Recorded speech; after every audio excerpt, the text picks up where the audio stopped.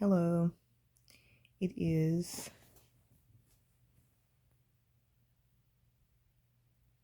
officially January 9th,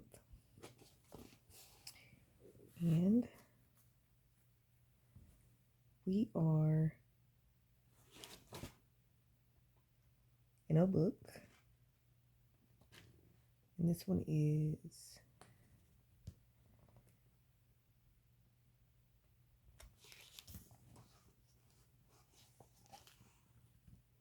just relaxing. Don't really feel, just relaxing.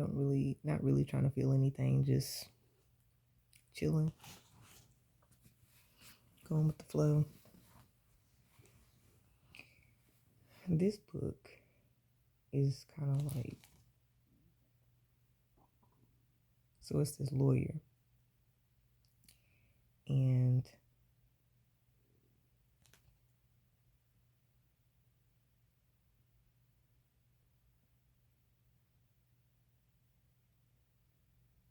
he is either defending or representing or discussing the mafia and all this other stuff.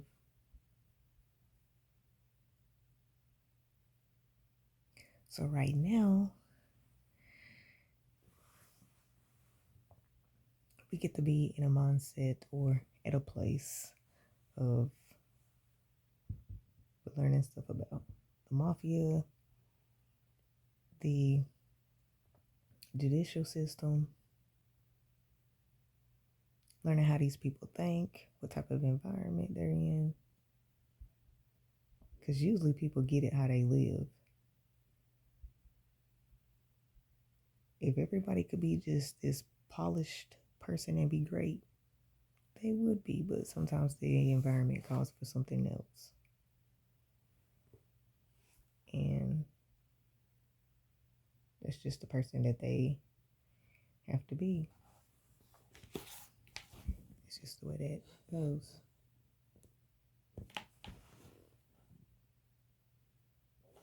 So again, just reading, chilling,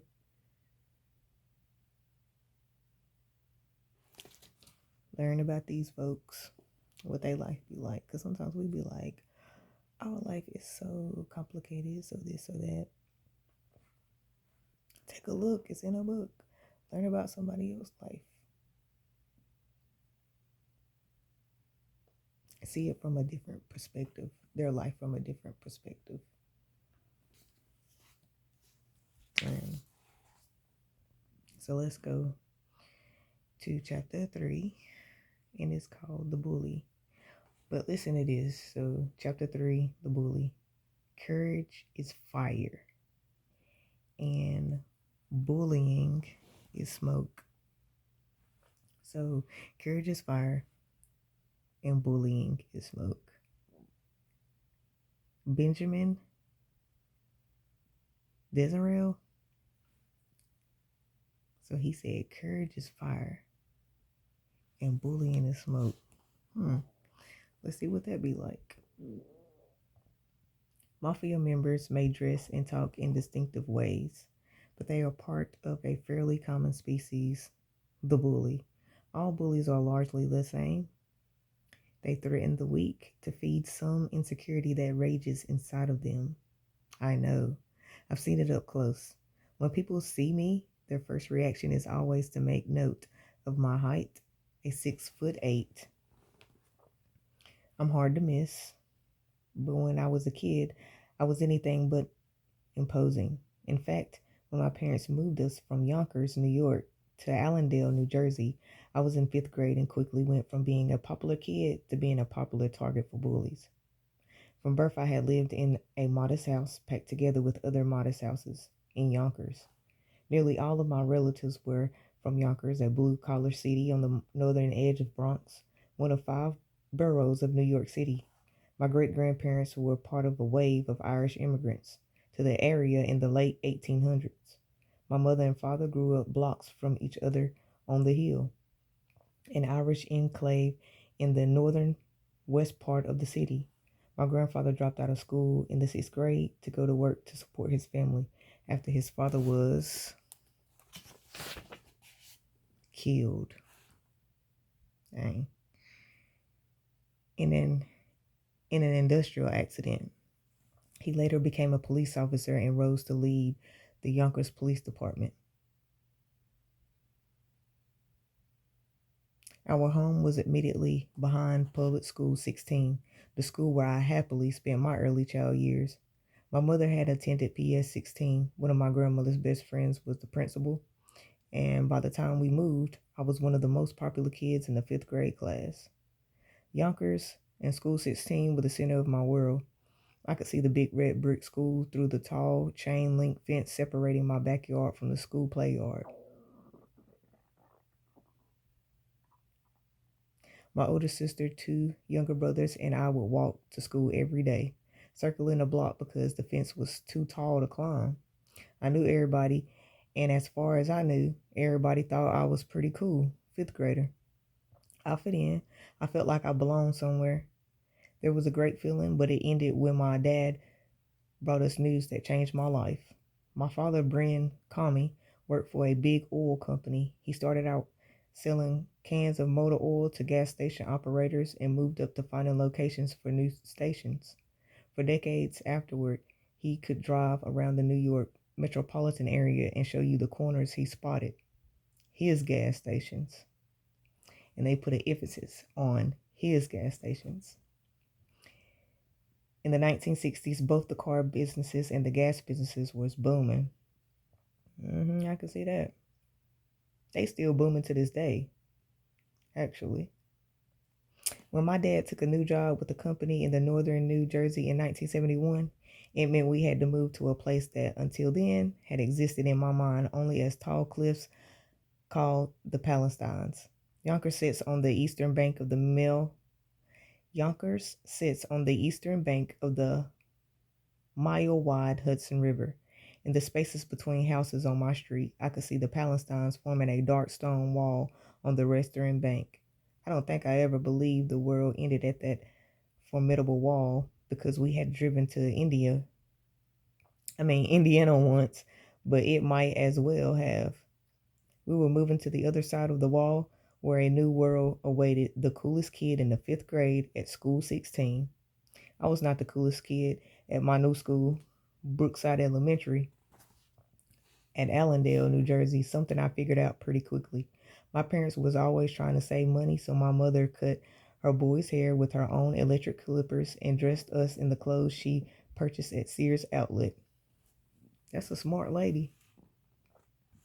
My pants were too short, and I wore white socks and heavy soiled black shoes to support the fallen arches in my huge feet. I didn't know it, but it turns out I had a New York accent different from the kids in Allendale. I stuck out like a sore thumb. The soreness quickly became more than metaphorical.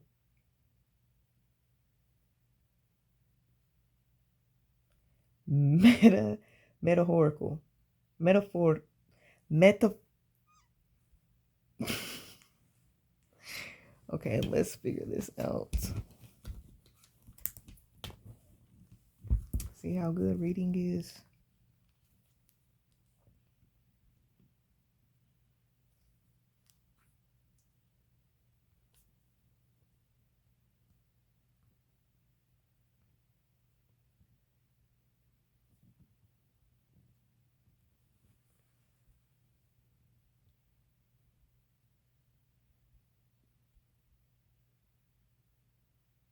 The soreness quickly the soreness quickly became more than a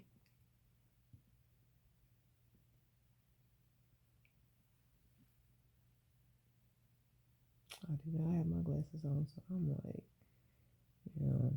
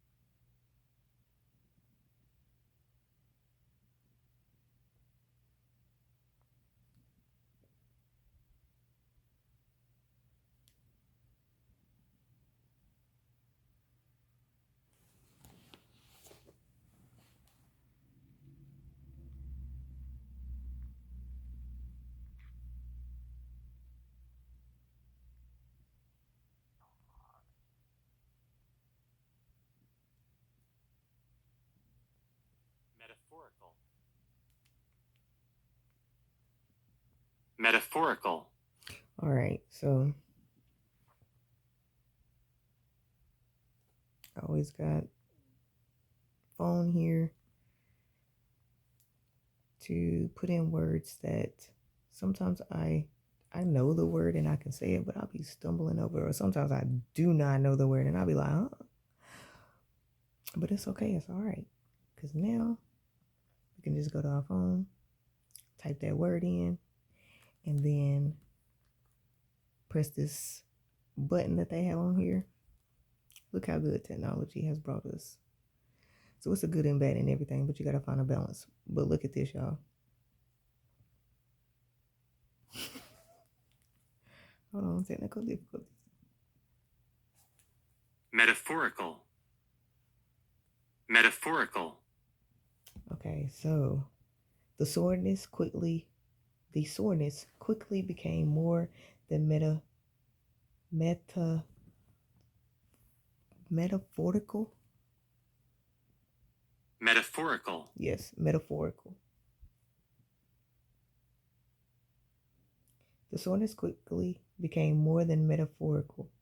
One of my first days on the fifth grade playground, I was surrounded by a group of boys who taunted me and my looks. I don't remember what I said to them, but I probably said something because I was a confident kid with a big mouth. Even though I was not tough enough to back up what I said, they knocked me to the ground.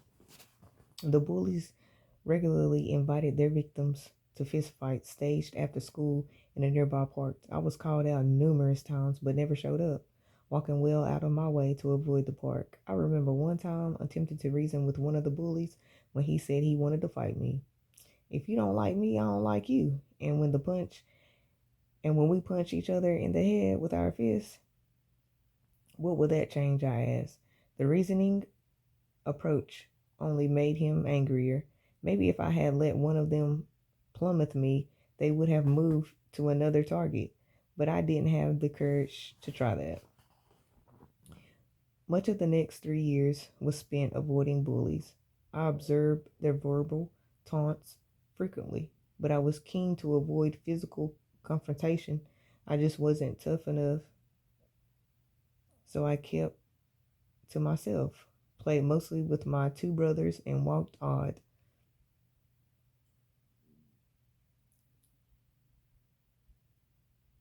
Allendale shared its high school with another town, so ninth grade offered their opportunity to meet bullies from a whole different,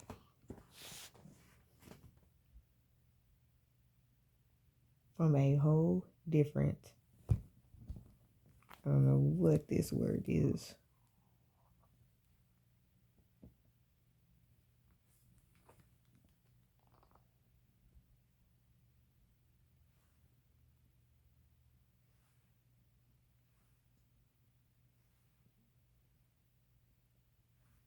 And I don't mind reading a book and going back and not knowing how to pronounce it, because I asked the Lord to increase my vocabulary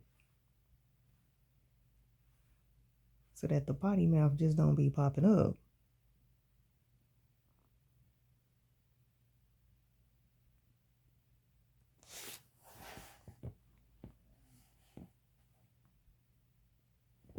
Municipality. Municipality. Allendale shared its high school with another town, so ninth grade offered the opportunity to meet bullies from a whole different Municipality. municipality. Municipality. A city or town with its own local government or the local government itself. Allendale shared a high school with another town, so ninth grade offered the opportunity to meet bullies from a whole different municipality, which means from a whole different city or town with its own local government.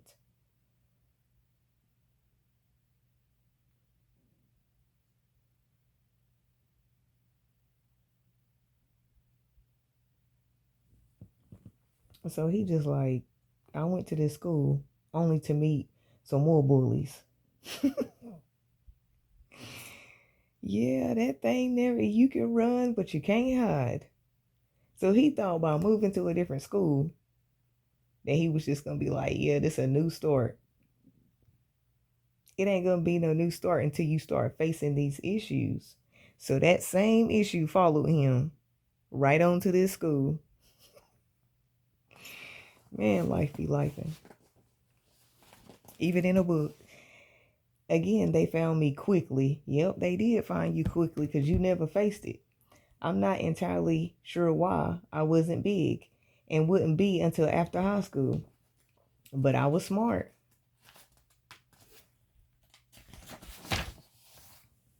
I was smart, verbal, which may have drawn their attention. Although I was trying out for football, I was also in the choir, maybe because they were seen as artsy or simply different. The choir boys seemed to be prime targets for abuse.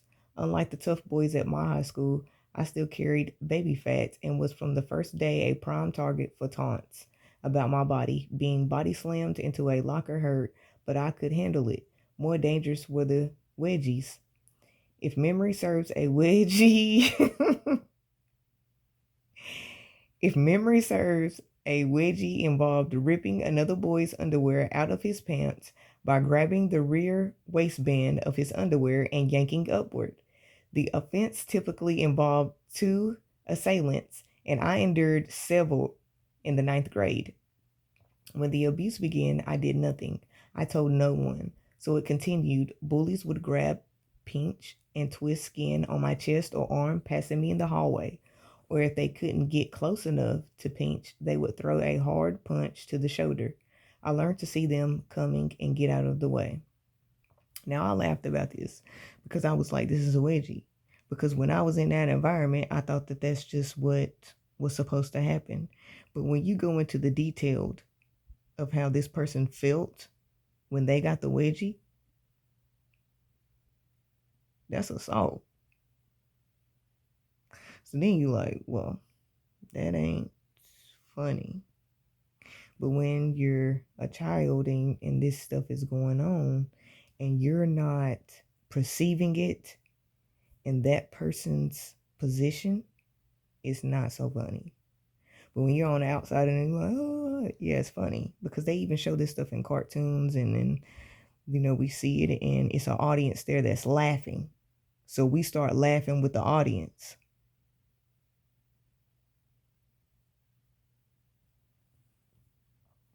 So once again, I tried to avoid confrontation. Ooh, that came out country. Ooh, that came out country. So once again, I tried to avoid confrontation. It's gonna come out country. I tried not to, but that's just the way I talk.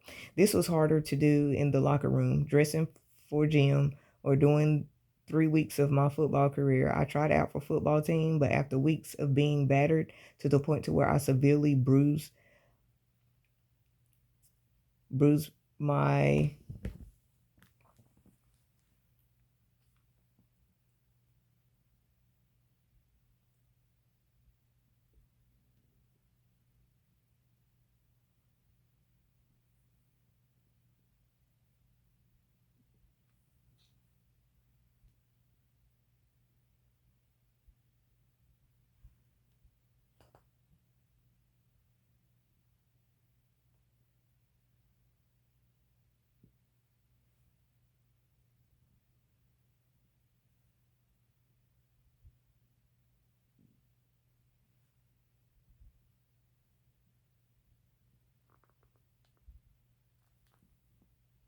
Coccyx. Okay, so people I tried out for football team, but after weeks of being battered to the point to where I severely bruised my Coccyx. Coccyx, a part of my body that a point was unknown to me. My mother finally had enough. And the coccyx meaning is the tailbone, the small bone at the bottom of the spine. My mother finally had enough. Without my knowledge, she walked across the street to Coach Murray and tendered my resignation. I was both humiliated and secretly relieved. My mother saw a truth I didn't see, and she put it higher than worrying about my disappointment. I wasn't tough enough yet to play football. Still, although my mother's unilateral action may have saved my life, it didn't stop the abuse from the other kids. I began to dress for gym in an empty locker room. Unilateral.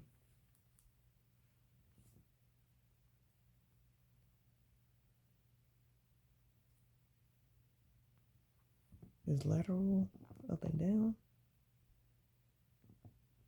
As in a direction? Let's see.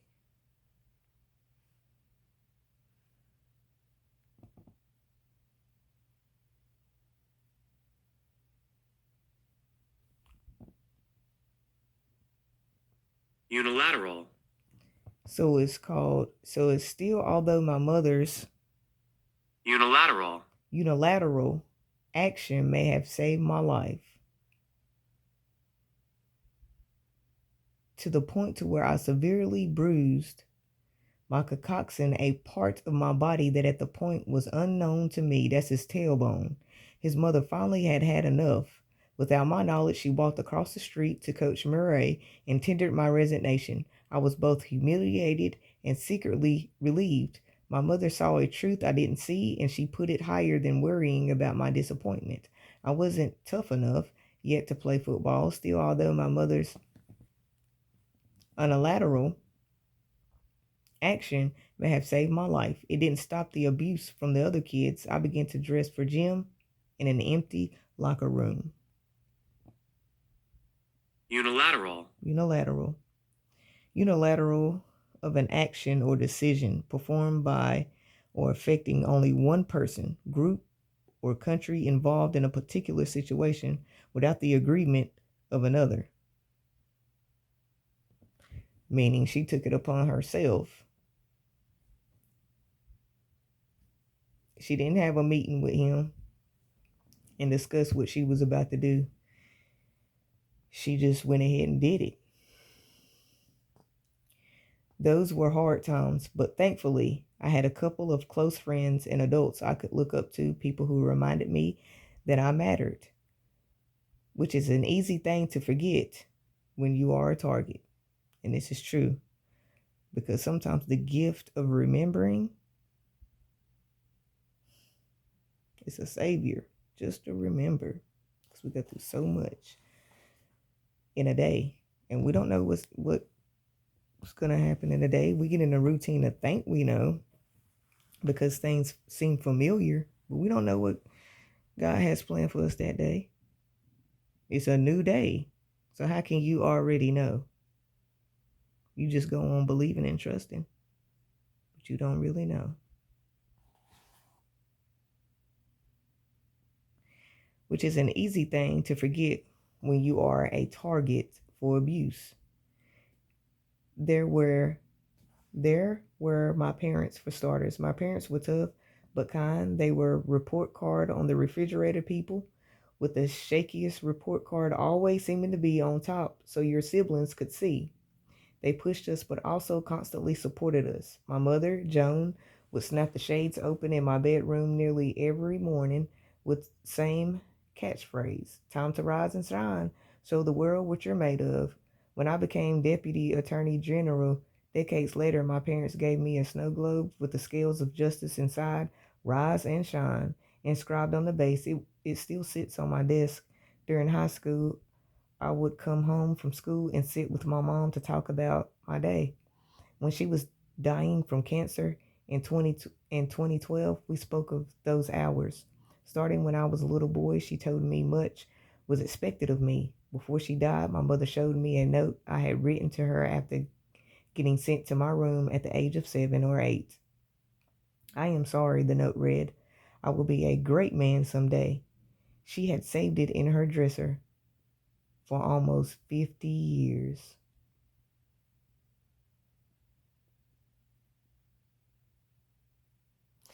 And see, that's all right because this self reflect, this time that I have that I'm recording, it's a time capsule for me to see me in a different view and to see the growth and to see the time spent in remembering who I am and putting in the work. And not only that, because I go to work, my kids go to school, they're doing this, they're doing that, I'm doing this, I'm doing that. It's a lot of time that we do have together, and it's also a lot of time that we have apart.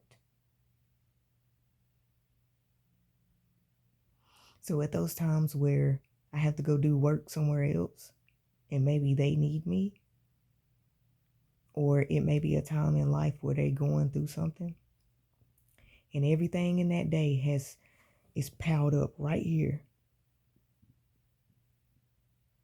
and my voice is pushed way back there.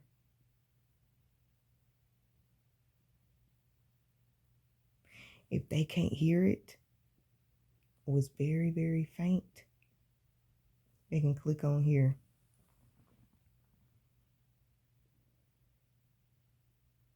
Or if we're having a conversation about something, and people, when you having a conversation and you're discussing something, you only have like a 30-second window for them to pick up the key words of what you're trying to say.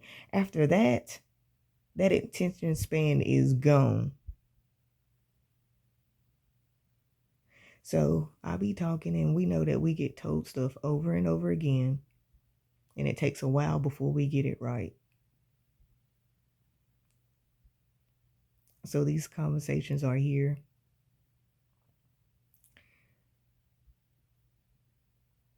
not only for me to see the self reflect and to see how this thing works and how it's going to turn out and how it started and how it began and how it gets better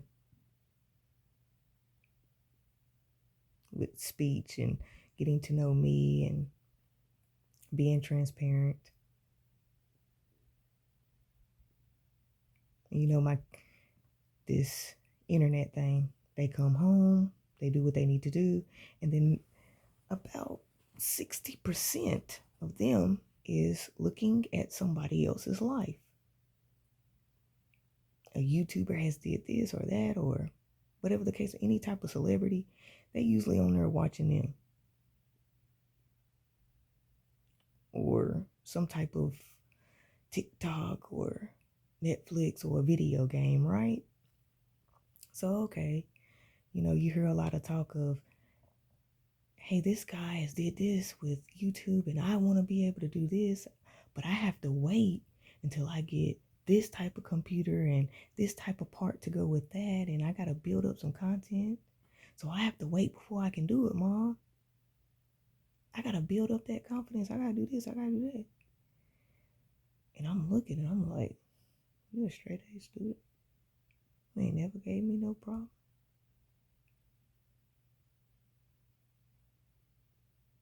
You good. You can do it. You've also did things and posted it on your platform and you got support.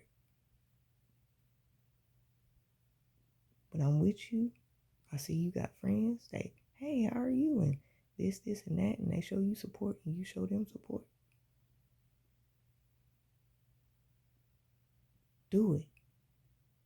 But they be waiting. So I said, well, you know what? I'm getting ready to do something.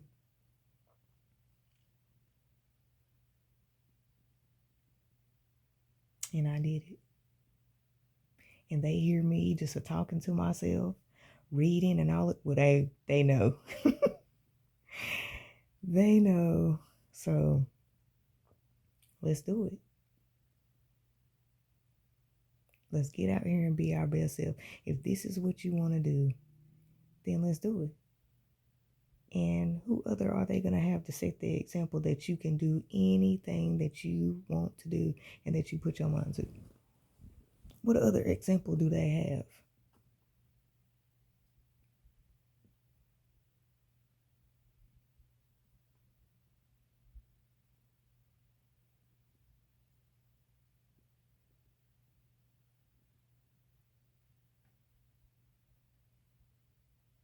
Okay, so I'm gonna put the work in.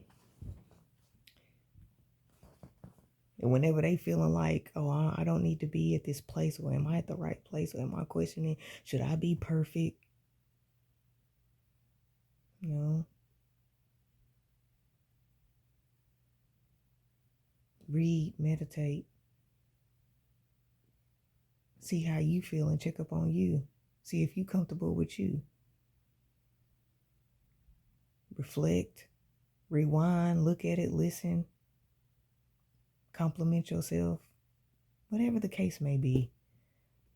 I just want to set a positive example and show that within my positive example, it ain't perfect.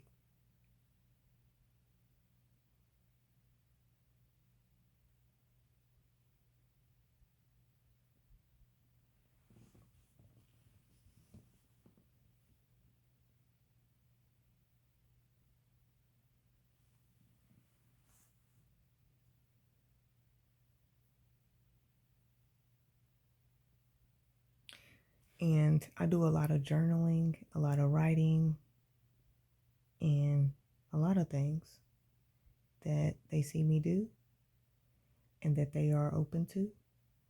And this is how we express ourselves. And I let them know that that's okay. You can express yourself through your art, coloring, and it don't even have to be your art. It can be somebody else's gift of art, their energy, and then you can add to it if you want to.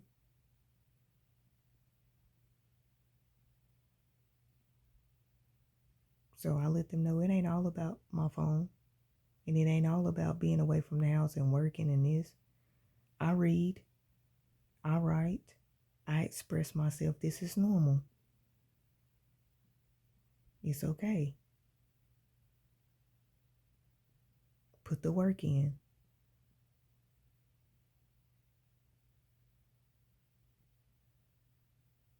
So I try to be authentic and show them every day my real self. And when they pushing for something that they want, and I know that they can do it, but they stalling trying to be their very best, because that's just the set of the house. Like, be your very best, and they be pushing it like 100%. But they be trying to wait till everything is perfected. And God said He don't care about a complete sentence. Go out there and try to do something. He's not worried about that complete sentence because He is the complete. He's going to come in and complete it. So you don't have to worry about it being perfect and elegant. Go in there and take the steps because He's going to do that.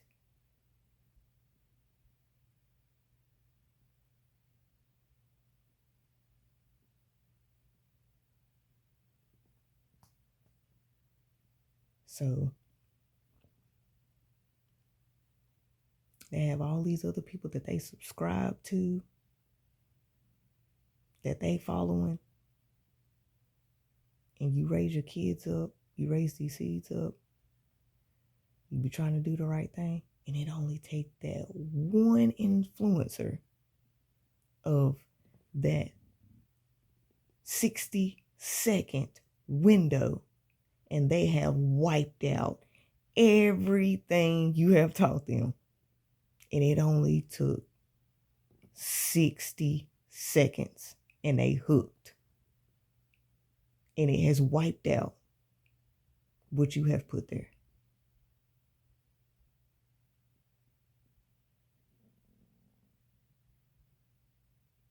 So if I got to put the work in, I don't mind. Because I'm their biggest fan.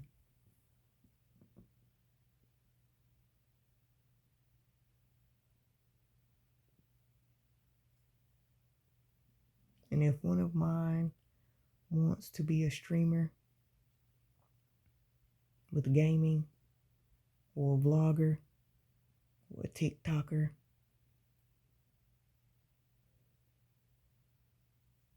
then I'm going to show them you may look weird doing it. You may not be at your best doing it. You may have to come out and be public about some things, but it's okay. I will put in the work. Somebody close, real close to you that you can touch. And then when you see me do it and fail and be embarrassed or whatever the case may be, you know it's possible. You know it can be done if this is what you want and you thought about it and you see that I did it and I didn't care about how another person perceived me when I was doing it, that I just went ahead and was real with it,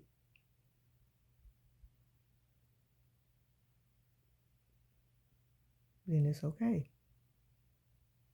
And if you see if it's something that you don't want to do and you can't handle it because it puts too much exposure on to you, then that's fine. That's okay.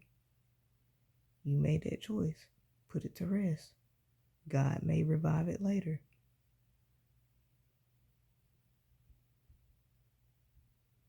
But because sometimes we don't have time to wait and you don't have time to try to perfect it before you go after it, and because I know it, because I done tried God, then I'll be that example.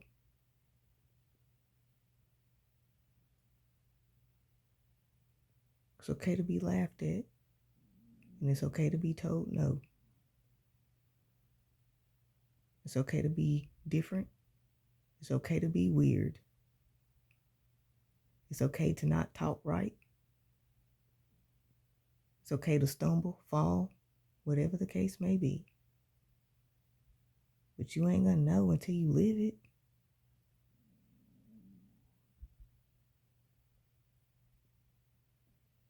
And if you don't want to do it, I do the research for you.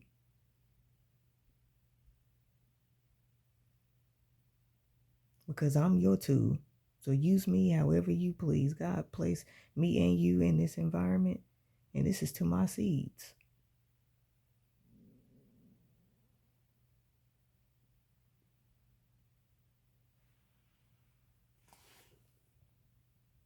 During high school, I would come home from school and sit with my mom to talk about my day.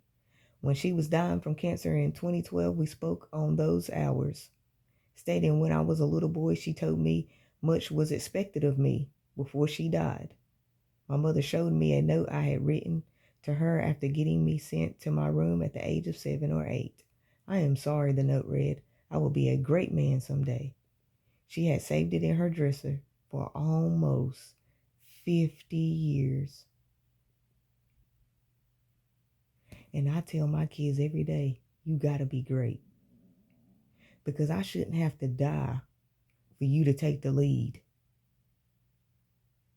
I should be able to sit down when I say I'm a little bit tired. I gotta sit down for a while. Then you should already step in tune and step up and do what you need to do. Because that's the way it works too. A person should not have to die and be burnt out for you to step up and take the lead. When you see they getting tired and you know it's your turn, step up and do what needs to be done.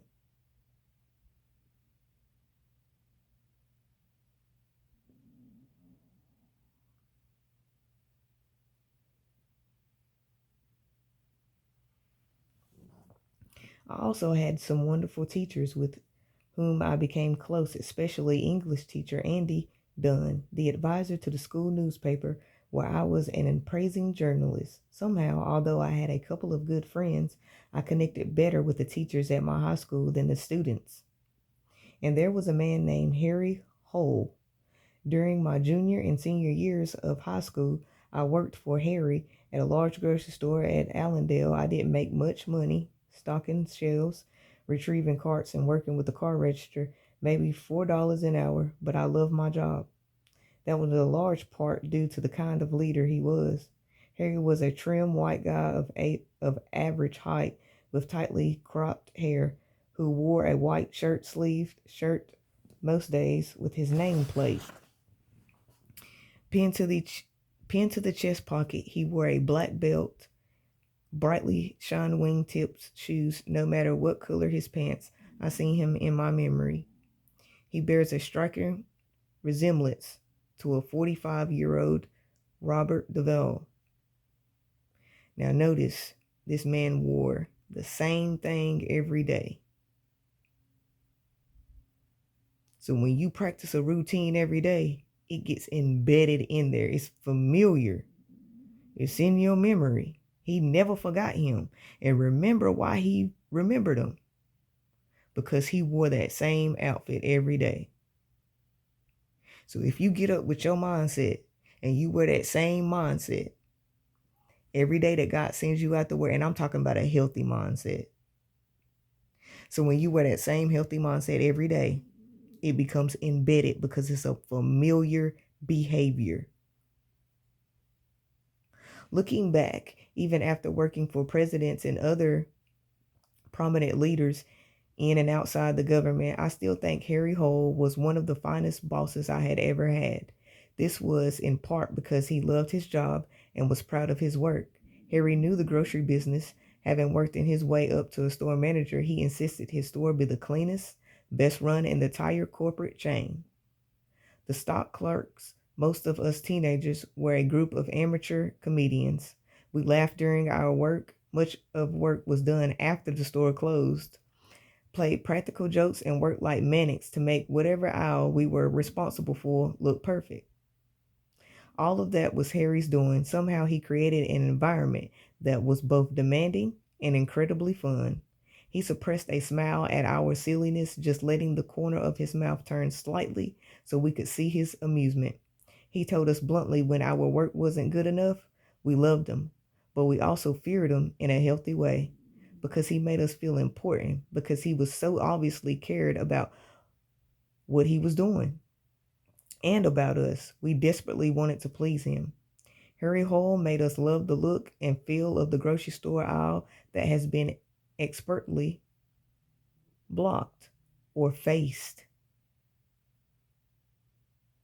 as some stores called it, with each can or package pulled forward to the shelf edge so that the aisles look clean and undisturbed to customers, as if they are the first humans to find it. In pre-barcode days, we used handheld ink stamps to put prices on items sold in the store. This was a slow process that required great attention to setting the correct price on stamping device. A pricing area would be tattooed in ink forever. During my stint at the store, the company invested in new technology, hard plastic label guns to put price stickers on items. We only had 2 or 3 of these promo type label guns because we were told they were very expensive. They were to be treated with extreme care. One evening, I was busy with my specialty, stocking the paper aisles, paper towels, toilet paper, tissue, napkins. I was about 1/3 of the way up the aisle from the front of the store, cutting boxes open with my razor and using the fancy label gun to hit each item before filling the shelf. I was a blur of stocking excellence. Then I heard the voice of one of my fellow stalkers standing at the end of the aisle.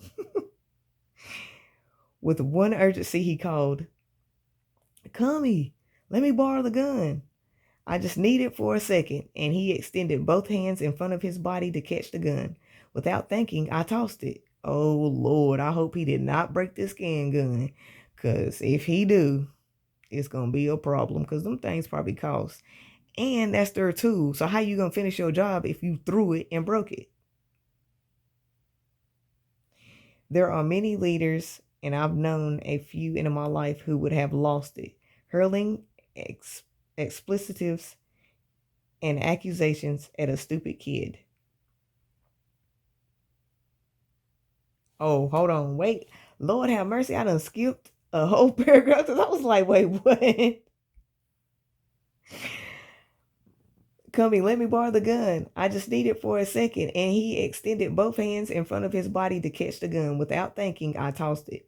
The moment the gun left my hand, he turned quickly and disappeared. I can see the expensive prototype label gun Arching through the air in my mind, it is rotating backward, end over end, as it slowly flies the 20 or 30 feet to the spot where my coworker no longer stood. In my memory, I'm crying, no, in slow motion, but I doubt I had time to do that before the expensive gun landed at the feet of Harry Hole, who had conveniently stepped into my aisle. The gun smashed into pieces. My coworker had seen him coming and timed it perfectly. Mm-mm-mm. There are many leaders, and I've known a few in my life who would have lost it, hurling and explicitives and accusations at a stupid kid.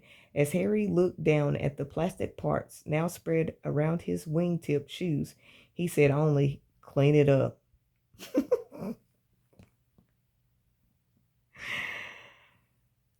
Yes, Lord. Clean it up. And walked away. I don't remember him asking for an explanation or mentioning it again. My 16-year-old self concluded that Harry immediately realized I had been scammed. In his static, suppressed smile way, he understood that I had been the victim of a slightly mean prank and pitied me. Maybe the guns really weren't expensive, or maybe Harry made my coworker pay for the one that I tossed. But Harry's grant of mercy left a lasting impression and made me love me more. I worked even harder making the paper owl a bounty-filled paradise. I tested him again. One evening, I was assigned to stock the dairy case, which was a level of complexity far beyond paper. This was the big leads. I pulled open the huge door to the dairy cooler in the far rear of the building to retrieve gallons of milk. They stood in tall stacks, 4 gallons to a plastic crate. In the days before plastic milk bottles, those were made of paper and looked like gigantic versions of the box of milk you brought with your school lunch. I grabbed a hand truck, began loading it with crates. Overconfident rookie that I was, I made it a big stack of 6 crates, holding 24 gallons of milk. My mother would have called it a lazy man's load. I tilted the two-wheeled hand truck back, nothing noting the oppressive weight, and made my way out of the cooler, pushing my right shoulder into the back of the hand truck, left hand on top of the stack. I banged through the swinging back room doors and rode along the dairy display cases. The weight was making me go faster and faster, so I took quick steps to keep the stack from falling back on me. At the milk display case, Lord, I stopped abruptly and pushed the hand truck hard upright, heedless of the basic laws of physics. The universe and the milk, of course, were not heedless. When I stopped short and heaved the hand truck upright, the crates kept going. Momentum, the momentum conserved and fell like a towering tree in the very direction I had been pushing them before I stopped short. The tree of plastic crates hit the floor hard. Instantly, the tops of those paper gallons burst open in unison, dumping more milk in one place than I had ever seen before. A 24-gallon lake of milk began spreading along the dairy case and down the cereal canned goods. An internal food aisle. It was catastrophic. It was catastrophic beyond words.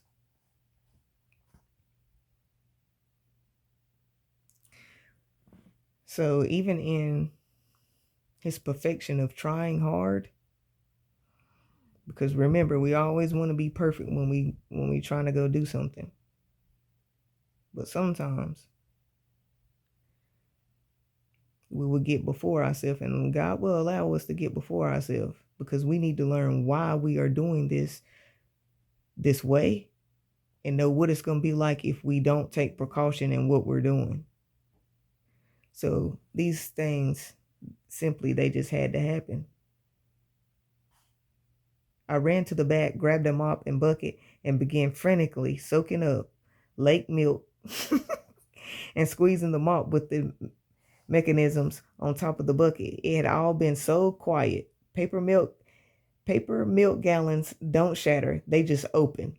If I hurry, I thought I might get this cleaned up before anyone sees the mess.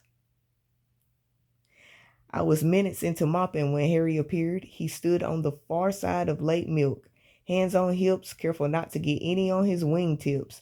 After an eternity of admiring the lake, he asked, "Have you learned something?" "Yes, sir," I replied. "Good," he answered. "Clean it all up." And he walked away. I was too young to see it clearly, but at 16, I was getting a look at a great leadership. I knew I wanted to be more like Harry than the kids who tormented me on the playground. And maybe Harry was open enough to see that about me. Maybe he even instinctively knew what school was like for me, and that I was a kid just trying to find in somewhere, that I was a kid just trying to fit in somewhere and be something. Being an outsider, being picked on was very painful, but in hindsight, it made me a better judge of people. In my life, I would spend a lot of time assessing threats, judging tone of voice, figuring out the shift dynamic in hallways or locker room crowds. Surviving a bully requires constant learning and adaptation, which is why bullies are so powerful, because it's so much easier to be a follower, to go with the crowd, to just blend in. Those years of bullying added up. Minor minor indignity after indignity, making clear the consequences of power. Harry Hall had Harry Howell had power, and he wielded it with compassion and understanding. That wasn't always easy for him because he had to deal with a lot of immature kids.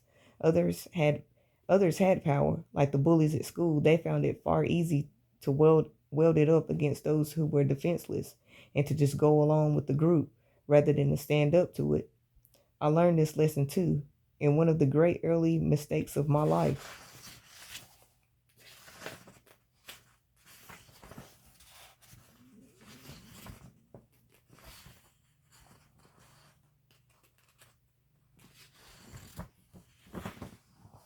In 1978, I attended College of William and Mary.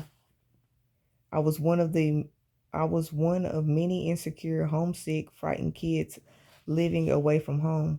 For the first time, although we would admit none of that to one another or even to ourselves because of overcrowding, I was amongst 17 freshman boys living in a physically separate annex to one of the large dormitories without a resident advisor or any kind of on-site supervision.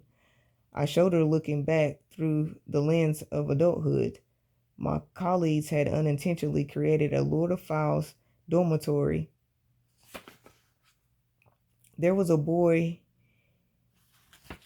I want to make sure I'm saying this right.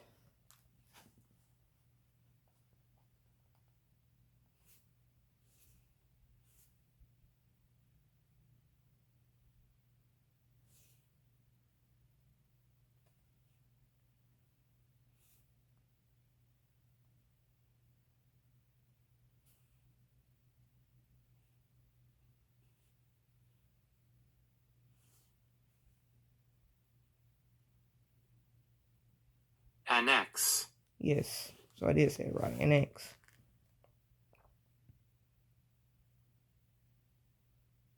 So annex is a building joined to or associated with a main building, providing additional space or accommodations.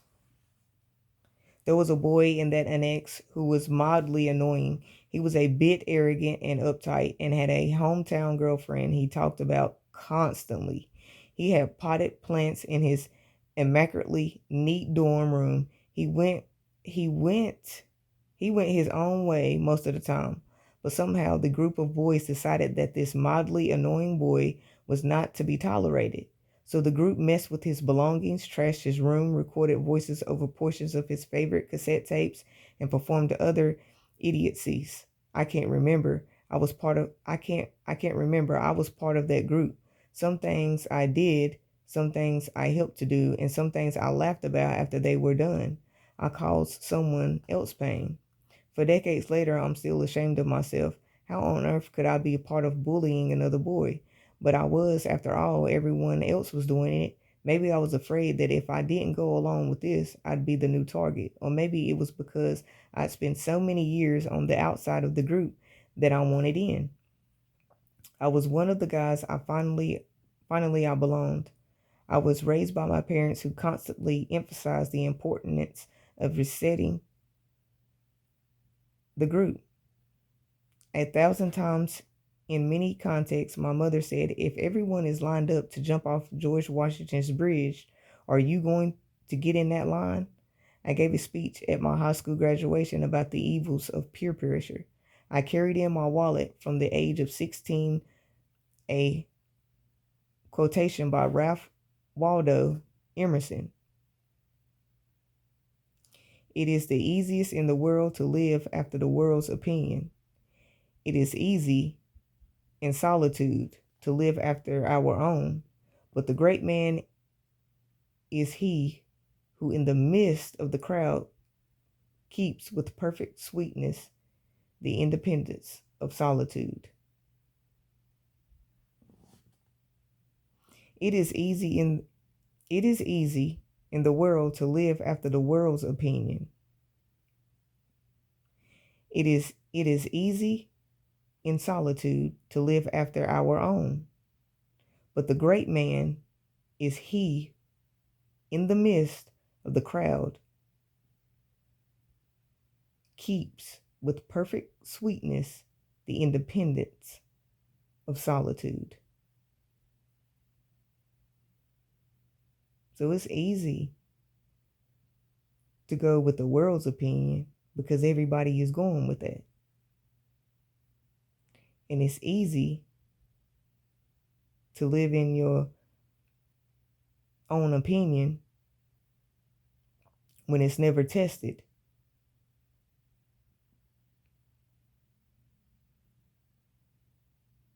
But the great man who's in the midst of the crowd that keeps with his perfect sweetness the independence of solitude. That's all right. Despite all that training, all that reflection, and in the face of whatever guilt or hesitation I felt, I surrendered to the loud laughter and the camaraderie of the group, and maybe to the feeling of the relief that I wasn't the target. I harassed and bullied another boy who wasn't very different from me. I was a timid hypocrite and a fool. Now, remember, he had practiced this so much that it was embedded in his head. He even had it in his wallet. He knew. But because he was running with the crowd, all of that was sitting right here in the front, and the rest was pushed back here at the back because he was feeding into it. That's how big it had got. And then his other values that he knew, he pushed them to the back. And that's that same thing. You can be teaching your kids all of this stuff for all of these years and they be knowing. And then it take that one influence,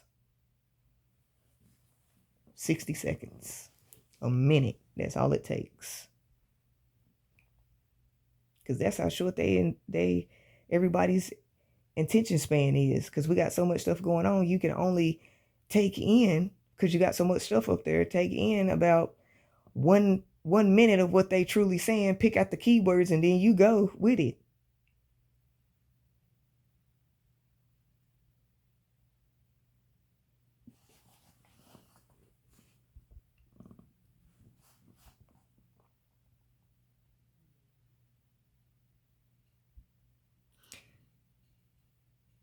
I was a living example of something I knew and then have to come to know even better decades later. We all have a tendency to surrender our moral authority to the group. We do. And I do this too. And I think I had mentioned earlier that sometimes we do stuff that we know we're not really comfortable with. But you just be like, well, all right, let's just go on and do we get this over with and see. knowing you should have stood your ground, but sometimes it makes sense for us not to stand our ground and come outside of ourselves to know why we need to stick with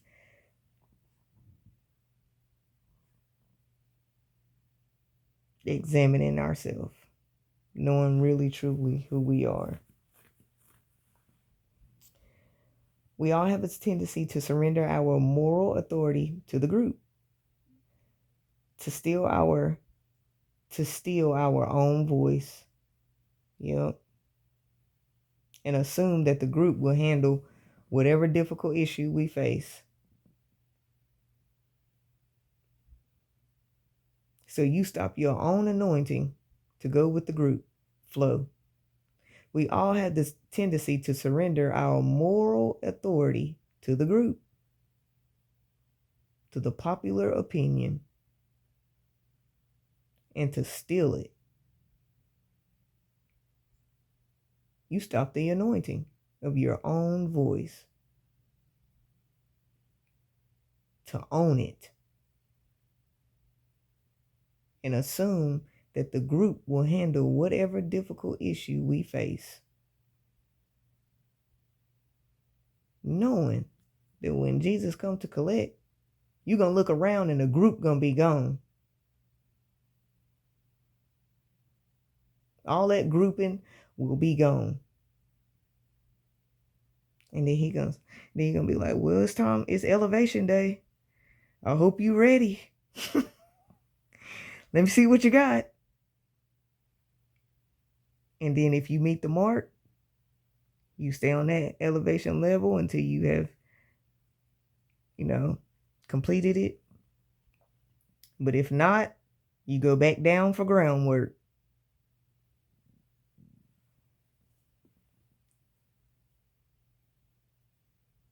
We imagine that the group is making thoughtful decisions, and if the crowd is moving in a certain direction, we follow, as if the group is some moral entity larger than ourselves. In the face of the herd, our tendency is to go quiet and let the group's brain and soul handle things. Of course, the group has no brain or soul separate from each of ours. But by imagining that the group has these centers, we abdicate responsibility, which allows all groups to be hijacked by the loudest voice. The person who knows how brainless groups really are and uses that to his advantage. Had my family stayed in Yonkers, where I was a cool kid, where I was part of the group, I don't know what kind of person I would be now. Being an outsider, being picked on, was very painful, but it made me a better person because you was set apart. You was consecrated. It has instilled in me a lifelong hatred for bullies and sympathetic for their victims. Some of the most satisfying work I did as a prosecutor, in fact, was putting bullies of all kinds in jail, freeing good people from their tyrants. After my experience in college, I was never going to surrender to the group again simply because it was easy.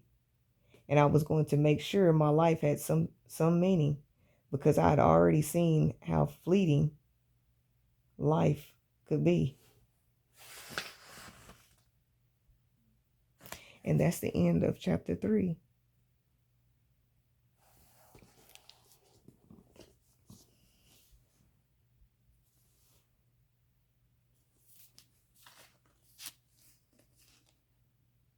We know that God's work can be spiritual, religious, and we know religious, it has to be religious first because it's a practice, it's a routine. And then you get elevated to spiritual. Then all this stuff opens up and you see it's political. It can be marketed, anything. It can be everywhere. It flows.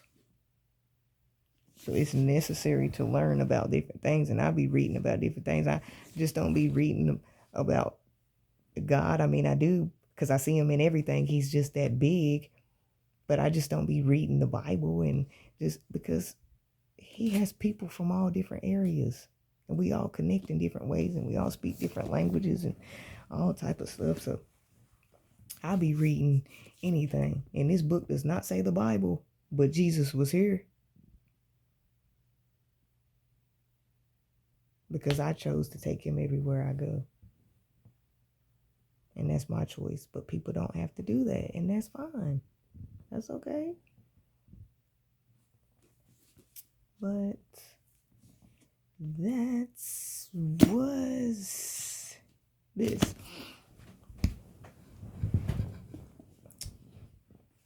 That was fun.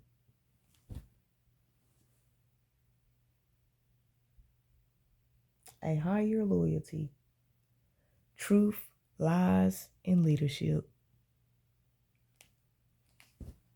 Chapter 3.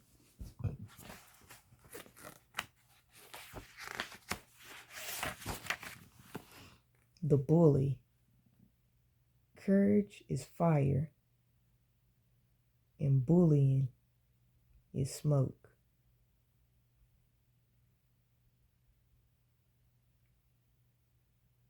Benjamin Disraeli.